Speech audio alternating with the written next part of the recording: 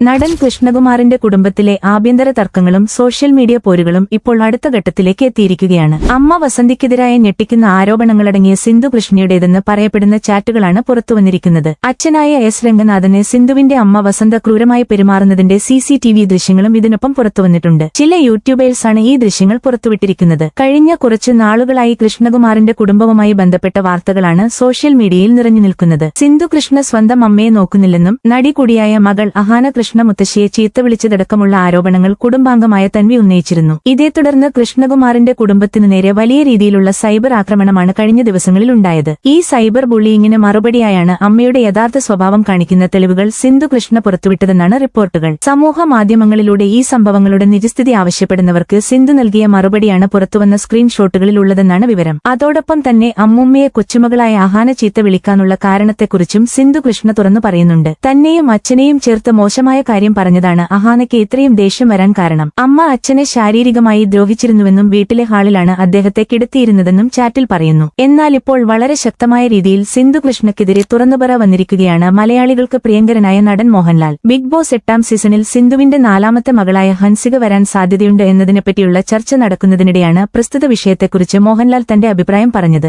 ലാലേട്ടൻ പറഞ്ഞതിങ്ങനെ: സിന്ധു കൃഷ്ണയും അവരുടെ മകളായ നടി അഹാന കൃഷ്ണയും ചെയ്തത് ഏതൊക്കെ അർത്ഥം വെച്ച് നോക്കിയാലും ഒരിക്കലും ശരിയായില്ല. സ്വന്തം അമ്മക്കെതിരെയുള്ള ഇത്തരത്തിലുള്ള പരദൂഷണപരമായ കാര്യങ്ങൾ നാട്ടുകാരെ അറിയിക്കേണ്ട എന്തെങ്കിലും കാര്യമുണ്ടായിരുന്നോ? ഒരുപക്ഷെ ആ സ്ത്രീ നിങ്ങൾ പറയുന്നതുപോലെ കർക്കശക്കാരിയായ ഒരു സ്ത്രീയായിരുന്നിരിക്കാം. എന്നാൽ പോലും നിങ്ങളെ പ്രസവിച്ച നിങ്ങളുടെ അമ്മയല്ലേ അവർ. ആ സ്ത്രീ ഇല്ലായിരുന്നുവെങ്കിൽ നിങ്ങൾ ഇന്ന് ഉണ്ടാകുമായിരുന്നോ? വടക്കേന്ത്യയിലേക്ക് നമ്മൾ നോക്കിക്കഴിഞ്ഞാൽ ഒരുപാട് കുട്ടികൾക്ക് അച്ഛനും അമ്മയും ഇല്ലാത്ത അവസ്ഥയുണ്ട്. പലരും അനാഥരാണ്. കാരണം അവിടുത്തുകാർ അങ്ങനെയാണ്. ഇഷ്ടമില്ലാത്ത മക്കളെ അവർ ഉപേക്ഷിക്കും. എന്നാൽ കേരളത്തിലേക്ക് നോക്കിക്കഴിഞ്ഞാൽ അനാഥരുടെ എണ്ണം വളരെ കുറവാണ്. കേരളത്തിൽ മാതാപിതാക്കൾ തങ്ങൾക്ക് ഒട്ടും താല്പര്യമില്ലാതെയാണ് കുട്ടികൾ ഉണ്ടാകുന്നത് എങ്കിൽ പോലും മക്കളെ നോക്കുന്നതിൽ അവർ വിമുഖത കാട്ടാറില്ല. സിന്ധുവിന്റെ അമ്മയും അതുപോലെ സിന്ധുവിനെ നോക്കിയതുകൊണ്ട് മാത്രമാണ് സിന്ധു വലുതായത്. അപ്പോൾ ആ അമ്മയ്ക്ക് എത്ര കുറവുണ്ടെങ്കിലും അവരോട് ക്ഷമിക്കണമായിരുന്നു. അല്ലെങ്കിൽ അമ്മയെ തിരുത്തണമായിരുന്നു. ഒരിക്കലും ഇങ്ങനെ പൊതുസമൂഹത്തിന്റെ നടുവിലേക്ക് അവരെ വലിച്ചെറിയരുതായിരുന്നു. ഒരാൾക്ക് നഷ്ടപ്പെട്ടാൽ പിന്നെ തിരിച്ചു കിട്ടാത്തതായി ഒന്ന് മാത്രമേയുള്ളൂ: അയാളുടെ അഭിമാനം. ആ അമ്മയ്ക്ക് തന്റെ അഭിമാനം ഇതിനോടകം നഷ്ടപ്പെട്ടു കഴിഞ്ഞു. ഇനി അവർക്കിങ്ങനെ ബാക്കിയുള്ളവരുടെ മുഖത്ത് നോക്കാൻ കഴിയും? ദയവായി സിന്ധുവും അഹാനയും നിങ്ങളുടെ തെറ്റ് തിരുത്തുക. തെറ്റ് പറ്റുക സ്വാഭാവികമാണ്. എന്നാൽ ആ തെറ്റ് തിരുത്തിയാൽ അത് ഏറ്റവും ഔന്നത്യപരമായ കാര്യമായി മാറും. അതേസമയം തിരുത്തിയില്ല എന്നുണ്ടെങ്കിൽ മരണം വരെ നിങ്ങളെ വേട്ടയാടുന്ന ഒരു നീറ്റിലായി അത് നിങ്ങളുടെ കൂടെ കൂടും. മാതാപിതാക്കന്മാർ ജീവനോടെ ഉള്ളിടത്തോളം കാലം മാത്രമേ നമുക്ക് അവരെ സ്നേഹിക്കാൻ പറ്റൂ.